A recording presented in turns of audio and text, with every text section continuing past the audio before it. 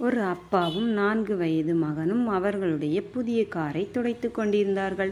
அப்பொழுது சிறுவன் ஒரு சிறிய கல்லை எடுத்து காரின் கதவு பக்கத்தில் சுரண்டிக் கொண்டிருந்தான். சத்தத்தை கேட்ட அப்பாவுக்கு கோபம் தலைக்கேறியது.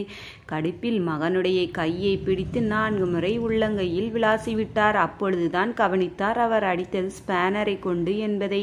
வலியில் துடித்த மகனை மருத்துவமனைக்கு தூக்கி கொண்டு ஓடினார்.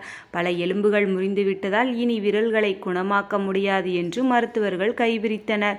மகன் வலி நிறைந்த கண்களுடன் அப்பாவை பார்த்து, அப்பா, என்னுடைய விரல்கள் திரும்ப வளர்ந்துடும் இல்லையா என்று கேட்டவுடன் கண்ணீருடன் மௌனமாக வெளியே வந்தார்.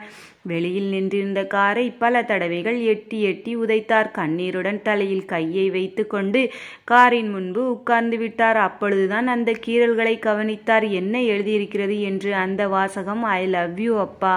மனிதர்களை பயன்படுத்துகிறோம், பொருட்களை நேசிக்கின்றோம். எப்பொழுதுதான் மனிதனை நேசித்து பொருட்களை பயன்படுத்தப் போகின்றோமோ